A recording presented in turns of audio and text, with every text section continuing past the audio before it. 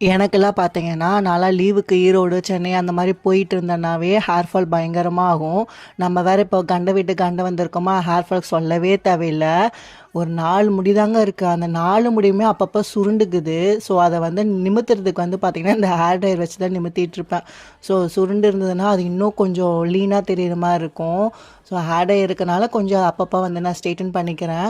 இன்றைக்கி பார்த்தீங்கன்னா, driving class போணுங்க. ஆக்சுவலாக வந்து நான் டிரைவிங் எக்ஸாம் பாஸ் பண்ணதுக்கப்புறமா டிரைவிங் கிளாஸ் மாரி போகணும். பட் போகணும்னு அவசியம் கிடையாது. நம்மக்கிட்ட கார் இருக்குது அப்படின்னா, நம்மக்கிட்ட கூட வந்து லைசென்ஸ் யாராவது வச்சுருந்தாங்கன்னா, அவங்கள பக்கத்தில் வச்சு நம்ம கற்றுக்கலாம்.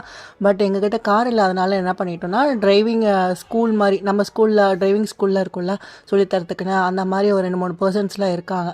ஸோ அவங்கள தான் வர சொல்லியிருந்தேன். அதனாலேயே காலையில் வந்து கிரேவி எல்லாமே ப்ரிப்பேர் பண்ணி வச்சுட்டேன். ஜஸ்ட் பொரியல் மட்டும் பண்ண வேண்டியது இருந்தது. ஹஸ்பண்ட்ட சொல்லி பொரியல் மட்டும் பண்ணிருங்க அப்படின்னா, அவரும் ப்ரோக்கோலி ஃப்ரை பண்ணியிருந்தாரு.